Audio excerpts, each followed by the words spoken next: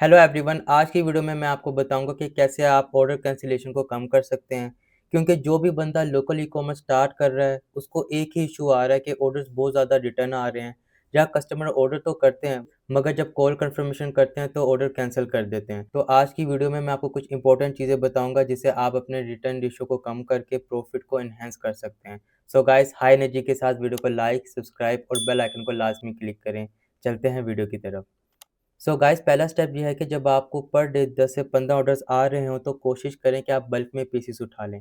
क्योंकि जब आप बल्क में पीसेस उठाएंगे तो लॉजिस्टिक्स आपके कंट्रोल में होगी और आप ज़्यादा से ज़्यादा प्रॉफिट बना पाएंगे। दूसरी चीज़ ये कि दो तरह के कस्टमर्स होते हैं जो ऑर्डर कैंसिल करते हैं। पहले वो जो आपकी वेबसाइट से ऑर्डर तो करते हैं मगर जब आप कंफर्मेशन कॉल करते हैं तो ऑर्डर कैंसिल कर देते हैं।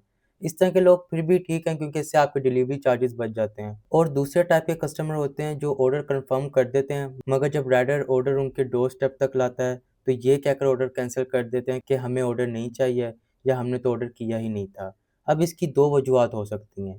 पहली ये कि राइडर ने कस्टमर तक प्रोडक्ट ही नहीं पहुंचाई, या दूसरी ये कि आपने ऑर्डर डिलीवरी के लिए दिया तो था मगर फॉलो अप नहीं लिया।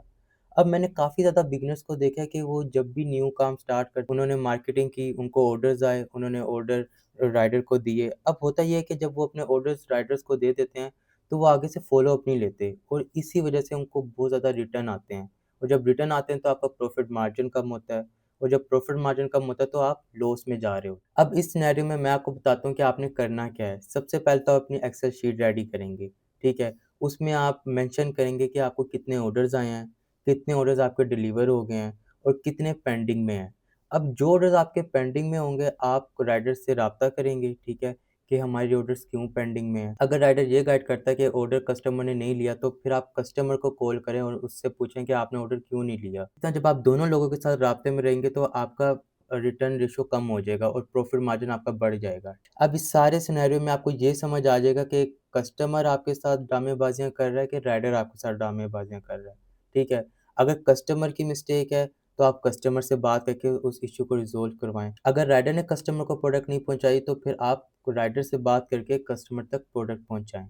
तीसरी चीज़ ये कि आपने कस्टमर का ट्रस्ट जीतना है, क्योंकि पाकिस्तान में लोग ऑनलाइन शॉपिंग डर-डर के करते हैं कि हमारे पास कोई ख़राब चीज़ ना आ जाए। इसका बेहतरीन तरीका ये है कि जब आप कस्टमर को कन्फर्मेशन कॉल करें तो व्हाट्सएप पर उनके प्रोडक्ट को पैक करते हुए एक वीडियो बना दें, ताकि उनका ट्रस्ट डेवलप हो जाए कि जो प्रोडक्ट हमारे पास आ रही है उसकी क्वालिटी A1 है, ऑथेंटिक चीज़ हमें प्रोवाइड की जा रही है। क्योंकि जब एक बंदा वो चीज़ पहनेगा, लाइक शूज़ हैं या लेदर जैकेट है, तो वो अगले 10 लोगों को बताएगा उसकी क्वालिटी के बारे में, ठीक है?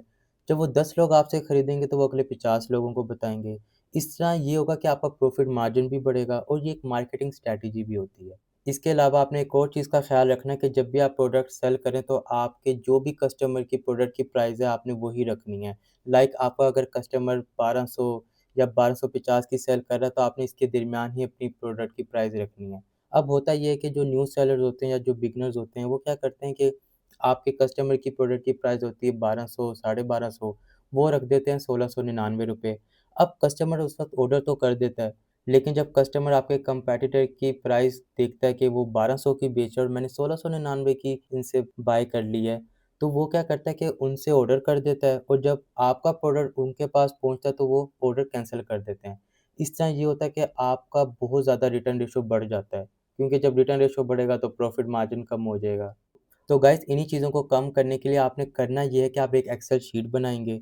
एक्सेल शीट में आपने चीज़ें मेंशन करनी है कि आपको कितने ऑर्डर्स आए हैं पर डे, कितने ऑर्डर्स आपके डिलीवर हो गए हैं और कितने आपके पेंडिंग में हैं। और जो ऑर्डर्स आपके पेंडिंग में हों, आपने राइडर से पूछना है कि ये मेरे ऑर्डर्स क्यों पेंडिंग में आ रहे हैं, ये कब तक डिलीवर होंगे, कितना टाइम लगेगा। अगर राइडर कहता है कि कस्टमर ने कॉल अटेंड नहीं की या किसी वजह से उसने ऑर्डर नहीं पिक किया, तो आपने फिर कस्टमर से राब्ता करना है कि आपने अब तक ऑर्डर पिक क्यों नहीं किया, राइडर इंतज़ार कर रहा है, ठीक है? इस तरह आपकी रिटर्न रेशो कम होगी और आपका प्रॉफिट मार्जिन बढ़ेगा। सो गाइस, मुझे उम्मीद है कि आपको ये वीडियो पसंद आई होगी। अगर इस वीडियो से रिलेटेड या शॉपिफ़ाई से रिलेटेड आपका कोई भी क्वेश्चन है या आपको कुछ समझ नहीं आ रहा है या आपको कोई इश्यू हो रहा है, तो आप अपनी क्वेरी कमेंट सेक्शन में पूछ सकते हैं। मैं कोशिश करूँगा कि आपकी क्वेरी को रिज़ॉल्व करूँ। मिलते हैं नेक्स्ट वीडियो में, तब तक के लिए अपना ख़्याल रखें। Thank you.